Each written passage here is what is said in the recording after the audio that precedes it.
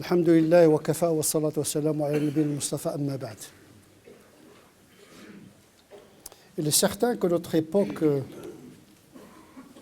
est caractérisée essentiellement par le changement comme une constante. La règle qui gouverne notre histoire contemporaine, l'évolution, le changement, l'imprévisibilité et l'incertitude. À une certaine époque, la crise est un événement exceptionnel. La nouveauté avec notre époque, c'est que la crise est devenue la règle. Chaque jour, il y a une nouveauté, un imprévu, une incertitude. Dans ce climat d'un progrès dont on ne sait pas l'aboutissement, ce progrès est devenu une source d'angoisse et de perplexité qui pousse les gens à s'attacher à quelque chose de solide. C'est comme dans une tempête, on cherche quelque chose qui pourrait nous sauver, quelque chose de solide. Puisque le monde est en mouvement, on cherche la stabilité. Au XIXe siècle, XXe siècle, on parle surtout du progrès, comme une promesse de bonheur. Aujourd'hui, le progrès n'est plus une promesse de bonheur, une promesse d'incertitude. Et l'être humain n'aime pas trop l'incertitude. Il veut quelque chose de fixe, de stable. D'où la tentation généalogique qui veut que l'homme cherche la stabilité dans le passé, le conservatisme, le conformisme. Inna wajadna aba'ana ala umma. Devant la nouveauté, généralement, les gens disent « Oh, cette nouveauté est inquiétante, il vaut mieux s'attacher à ce que les anciens nous ont légué que de plonger dans un futur incertain. » L'ancien, on le connaît, mais le nouveau, c'est un plongeon dans le vide existentiel. C'était la réponse des Mécois au prophète. L'islam est nouveau, qu'est-ce que c'est que cette religion nouvelle? On préfère l'ancien. Ça ne veut pas dire que tout ce qui est ancien est mauvais, parce que les Arabes, ils avaient des valeurs. Sauf que l'islam, il a apporté une nouveauté dans la question du sens. Un Dieu unique avec un culte nouveau. Mais les valeurs morales, les Arabes les connaissaient. Et donc la nouveauté, généralement, crée une déstabilisation. Et les hommes n'aiment pas psychologiquement être déstabilisés. Dans ce climat, je dirais, de chaos existentiel, il y a un discours religieux qui insiste sur l'immuabilité de l'islam. Devant cette modernité, cette mondialisation, cette technologie qui se développe, il faut entretenir un discours sur un islam solide, compact, immuable, qui résiste. Comme si la résistance est proportionnelle à la rigidité, ce qui n'est pas le cas. Ceux qui ont fait la physique des matériaux savent bien que le matériau le plus solide est le plus souple. Et donc effectivement, il se développe un discours sur l'immuabilité de l'islam. Il n'y a qu'un seul islam, une seule vision, etc. Ce qui renforce ce sentiment de quête de ce qui est immuable,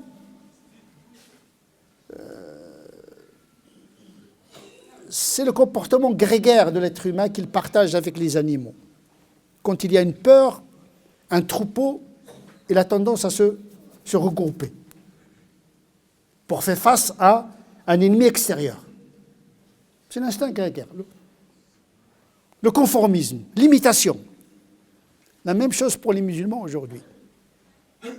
devant la menace de la mondialisation, de la civilisation occidentale, la sécularisation qui menace vraiment la foi musulmane, etc., on doit se rassembler et renforcer le consensus pour se protéger. Donc il y a la tentation du repli. Se rassembler et penser tous de la même manière et faire face à quelque chose qui est extérieur. En vérité, cet instinct grégaire, elle peut nuire à la pensée parce que l'ijma, le consensus, peut devenir une nouvelle religion qui peut condamner celui qui ne pense pas de la même manière sa religion. Il peut le menacer d'excommunication. C'est-à-dire l'ennemi de l'intérieur. Ah, vous pensez comme les koffars, vous pensez comme les autres, etc. Comme si tout ce qui est chez les autres est faux. Ça stérilise la pensée et la spiritualité en même temps. C'est un instinct grégaire. S'unir ne veut pas dire s'uniformiser. L'union dans la diversité, c'est possible. C'est ça, un groupe, plus il est diversifié, plus il est solide. Il ne faut pas que tout le monde pense tous de la même manière. D'ailleurs, c'est impossible. Et donc, effectivement, il y a une tentation de chaque fois qu'il y a un savant qui pense de manière un peu particulière, ah, celui-là, il est contre l'ijma. Donc, on renforce un ijma, on crée artificiellement ce concept de l'ijma qui est problématique en soi. Et donc, il n'y a qu'un seul islam, un et indivisible, immuable et qui ne change pas. Bon, c'est l'atmosphère générale un petit peu. Mais qu'en est-il? Est-ce qu'il y a un seul islam ou bien il y en a plusieurs? Est-ce que cet islam est fixe et stable dans le sens de la rigidité et de l'immuabilité et de l'immutabilité, ou bien c'est une religion qui change? Bon, je vous donne la réponse d'emblée. Il est les deux à la fois. Un est pluriel, un de par sa matière et son esprit est pluriel dans ses lectures et ses pratiques. Il est immuable de par son essence et en perpétuel mouvement à l'image de la création. Il n'y a pas de contradiction entre l'immuabilité de l'islam et l'évolution de l'islam. C'est ce que je vais essayer de détailler en partie dans ce sermon et le reste, Inch'Allah, dans le sermon prochain. Tout d'abord, l'islam nous informe qu'il y a deux formes d'islam déjà, d'emblée. L'islam en tant que soumission à la loi de Dieu. Puisque c'est le Créateur qui a instauré cette loi. Il y a la loi cosmique qui gère le monde, loi physique, loi biologique. Et puis il y a la loi spirituelle qui ne concerne que l'être humain. Donc il y a deux islams. Un islam cosmique, de la particule aux galaxies, en passant par les plantes, les bactéries, les virus, les prokaryotes, les eucaryotes, les pluricellulaires, les champignons, les animaux marins, terrestres. Tout ce monde, il est gouverné par une loi, un islam, une soumission avec des lois différentes, une loi plurielle. Parce que la loi qui gouverne la physique ne gouverne pas le biologique, par exemple. Et la loi qui gouverne le biologique ne gouverne pas forcément la loi psychologique. Il y a une loi de la psychologie qui gère le mental. Donc il y a une loi qui soumet le monde, mais avec des strates et des couches différentes. Dieu, il a révélé un ordre aux cieux.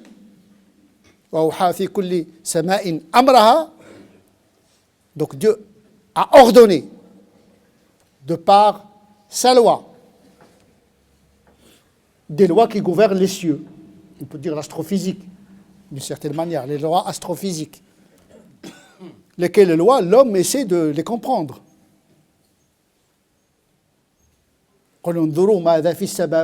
Cherchez les lois islamiques qui gèrent le cosmos. Comme les musulmans, ils essaient de chercher les lois qui le concernent dans son comportement. Donc il y a un islam universel et cosmique, il y a un islam qui ne concerne que les êtres humains.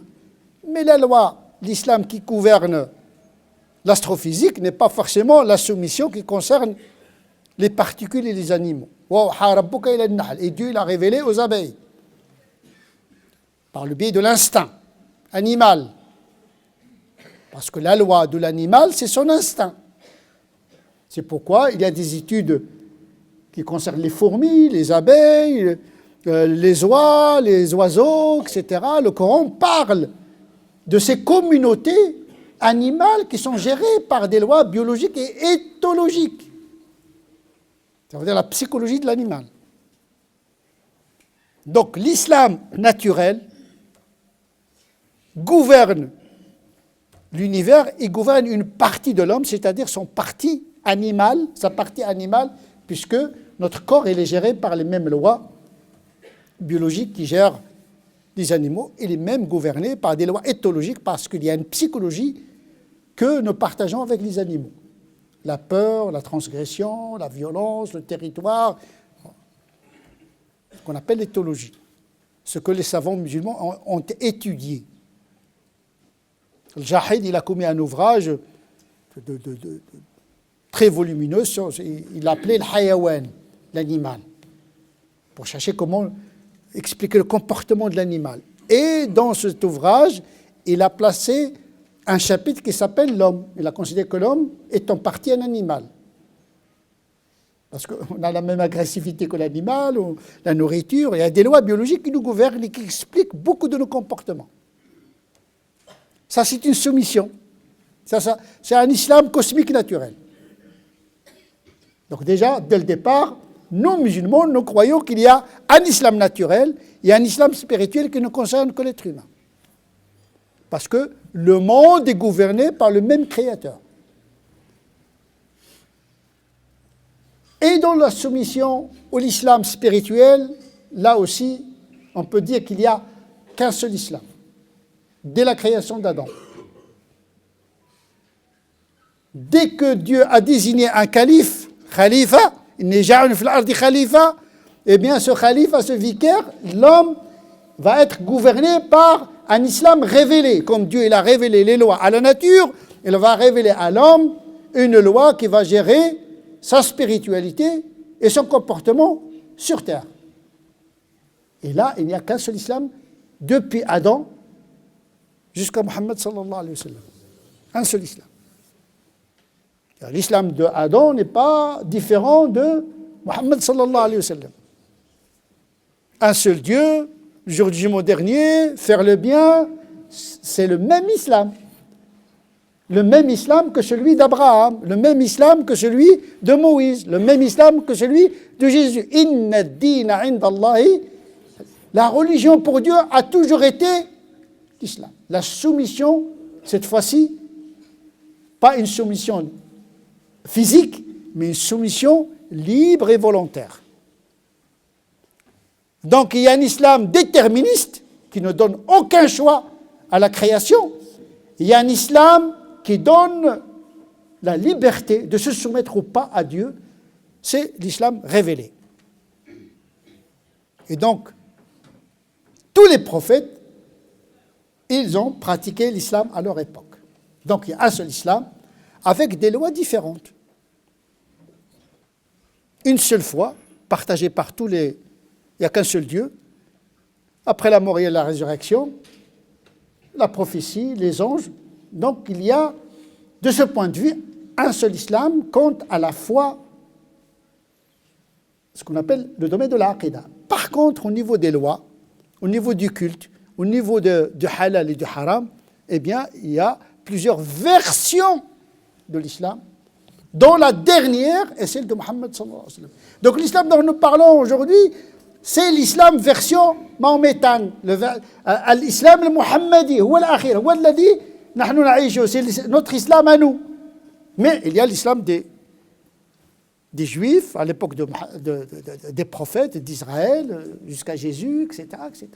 C'est le même islam, mais avec des pratiques et avec un culte dont la substance c'est la même, parce qu'il y avait toujours la prière, il y avait toujours le jeûne, il y avait toujours le pèlerinage, mais ce sont les formes de ce culte a changé. Donc il y avait un culte dédié à Dieu, mais dont les formes ont évolué pour trouver la forme finale avec celle de Mohammed, la version de l'islam que le prophète sallallahu alayhi wa sallam nous a apportée. Donc en réalité, il n'y avait qu'un seul islam avec des shari'a.